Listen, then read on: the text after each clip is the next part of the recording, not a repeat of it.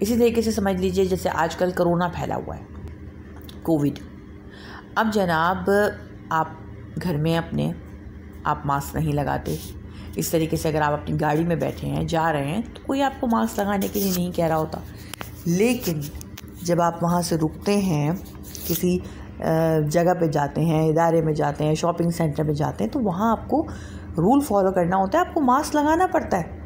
نہیں لگائیں گے تو وہ پھر آپ کو کہیں گے اندر داخل نہیں ہونے دیں گے. تو یہی چیز کہ جب آپ اسلام میں داخل ہو گئے ہیں تو جو بات اللہ تعالیٰ نے کہہ دی ہے وہ آپ نے ماننی ہے. عبادت کیا ہے؟ عبادت یہ ہے نا کہ اپنی مرضی کو اللہ کی مرضی کے تابع کر لینا، یعنی صرف اللہ کی مرضی ماننا. اگر ہم کہیں صرف عبادت جو ہے وہ جناب نماز ہے، روزہ ہے، حج ہے، بس یہ عبادت ہے، تو اس کا پھر دوسری چیزوں کو ہم نہیں مانیں گے تو کیا ہوگا؟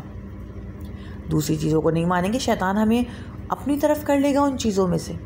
اگر آپ جو ہیں حلال حرام کی تمیز نہیں کریں گے، نماز تو آپ پڑھ رہے ہیں، روزہ بھی رکھ رہے ہیں جناب، زکوٰۃ بھی دے رہے ہیں، لیکن آپ یہ نہیں دیکھ رہے کہ جو میں مال کما رہا ہوں یا کما رہی ہوں وہ ٹھیک بھی ہے کہ نہیں، حلال ہے کہ حرام ہے.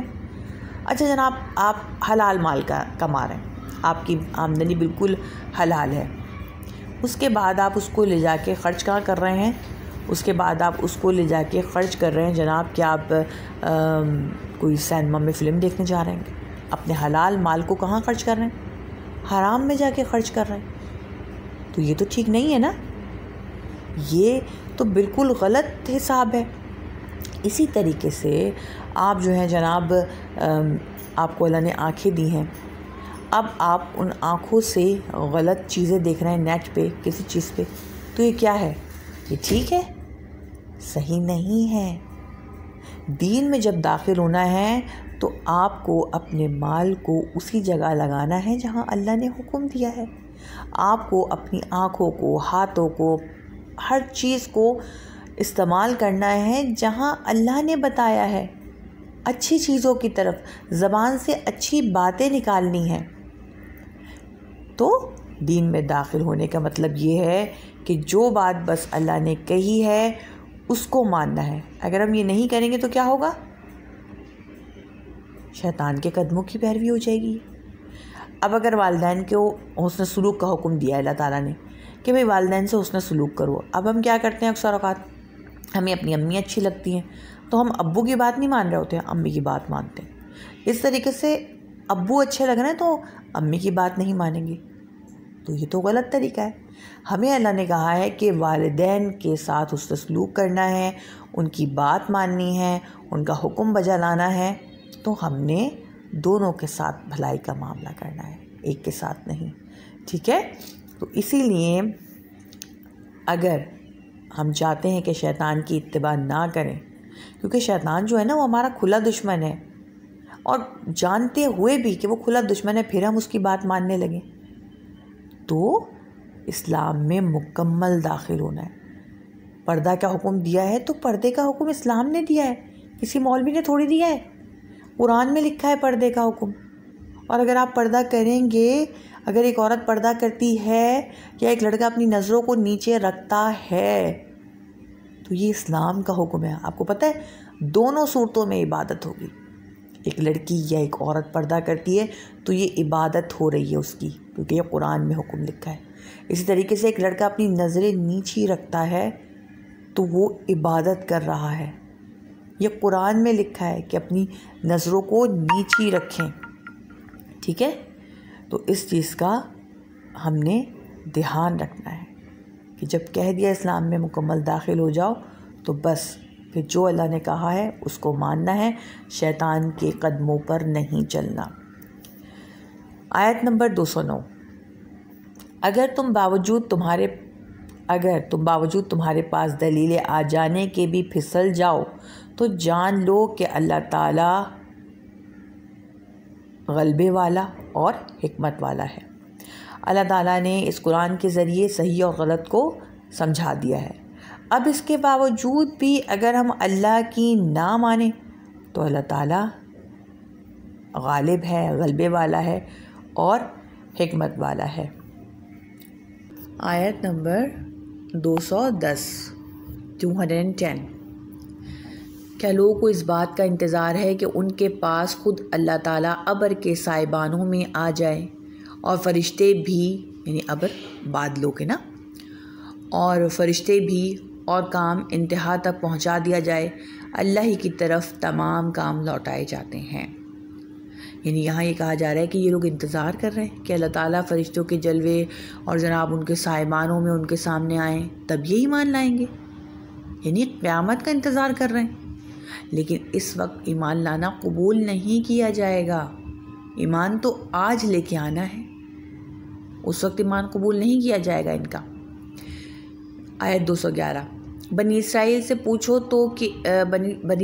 سے پوچھو کہ ہم نے انہیں کس قدر روشن نشانیاں عطا فرمائیں، اور جو شخص اللہ تعالیٰ کی نعمتوں کو اپنے پاس پہنچ جانے کے بعد بدل ڈالے، وہ جان لے کہ اللہ تعالیٰ بھی سخت عذابوں والا ہے۔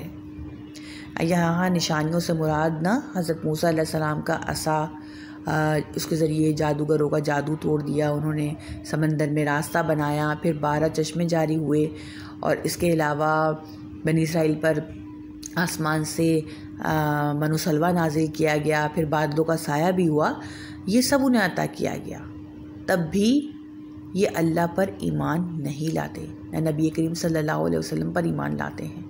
نعمتوں کے بدلنے کا مطلب یہ ہے کہ ایمان کے بجائے کفر کا راستہ اختیار کیا۔ آیت نمبر 212 کافروں کے لیے دنیا کی زندگی خوب زینت دار کی گئی ہے، وہ ایمان والوں سے ہنسی مذاق کرتے ہیں، حالانکہ پرہیزگار لوگ قیامت کے دن ان سے اعلیٰ ہوں گے، اللہ تعالیٰ جسے چاہتا ہے بے حساب روزی دیتا ہے۔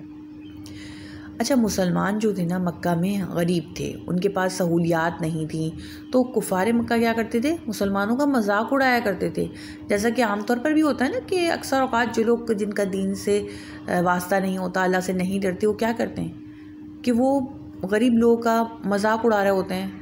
تو اس وقت بھی ایسا تھا۔ تو یہاں یہ بتایا جا رہا ہے کہ یہ لوگ جو ان کے فقر کا یعنی غریبی کا مذاق اڑا رہے ہیں، تو قیامت کے دن ان غربا کو یعنی ان غریبوں کو بلند مقام عطا کیا جائے گا، اور پھر دنیا میں بھی ان کی روزی فراخ کر دی جائے گی، یعنی روزی بڑھا دی جائے گی، اور انہیں بلند مقام حاصل ہوگا۔ اور پھر ہم نے دیکھا جناب کہ مسلمانوں کو کچھ ہی سالوں بعد فتوحات حاصل ہوئیں، اور انہیں دنیا میں بھی رزق کی فراوانی حاصل ہو گئی۔ تو اللہ تعالیٰ جس سے چاہتا ہے بے حساب رزق عطا کرتا ہے، اس لیے کسی کا اس بات پر مذاق اڑانا جائز نہیں ہے کہ بھئی اس کے پاس اگر مال و دولت نہیں ہے تو ہم اس کا مذاق اڑائیں۔ رزق جو ہے نا وہ دینا صرف اللہ کے ہاتھ میں ہے، اللہ تعالیٰ کے ہاں صرف تقویٰ دیکھا جاتا ہے، یعنی اللہ تعالیٰ کا ڈر کتنا ہے، کون نیک عمل کر رہا ہے۔ یہ جو پیسہ، مال و دولت، یہ کوئی چیزیں معنی نہیں رکھتی ہیں۔ آگے آیت نمبر 213 دیکھ لیتے ہیں۔ دراصل لوگ ایک ہی گروہ تھے، اللہ تعالیٰ نے نبیوں کو خوشخبریاں دینے اور ڈرانے والا بنا کر بھیجا، اور ان کے ساتھ سچی کتابیں نازل فرمائیں، تاکہ لوگ کے ہر اختلافی امر کا فیصلہ ہو جائے، اور صرف انہی لوگوں نے جنہیں کتاب دی گئی تھی اپنے پاس دلائل آ چکنے کے بعد آپس کے بغض عناد کی وجہ سے اس میں اختلاف کیا۔ اس لیے اللہ تعالیٰ نے ایمان والوں کے اس اختلاف میں بھی حق کی طرف اپنی مشیت سے رہبری کی، اور اللہ جس کو چاہے سیدھی راہ کی طرف رہبری کرتا ہے۔ یعنی تمام انبیاء نے کس چیز کی دعوت دی؟ توحید کی دعوت دی۔ آدم علیہ السلام سے لے کر 10 صدیوں تک لوگ توحید پر قائم رہے، پھر شیطان نے وسوسہ ڈالا لوگوں میں، اور وہ آپس میں اختلاف کرنے لگے، شرک کرنے لگے، لیکن اللہ تعالیٰ نے اور نبی بھیجے، اور پھر ان کے ساتھ کتابیں بھیجیں، تاکہ لوگ صحیح اور غلط کو پہچان سکیں، عبادت کریں اللہ کی، آپس میں اختلاف نہ کریں۔ آپ کو پتہ ہے کہ آپس میں اختلاف کی وجہ کیا ہوتی ہے؟ آپس میں اختلاف کی وجہ ہوتی ہے حق کا انکار کرنا، سچ بات کو نہ ماننا، پھر آپس میں بغض، حسد، عناد یہ رکھنا۔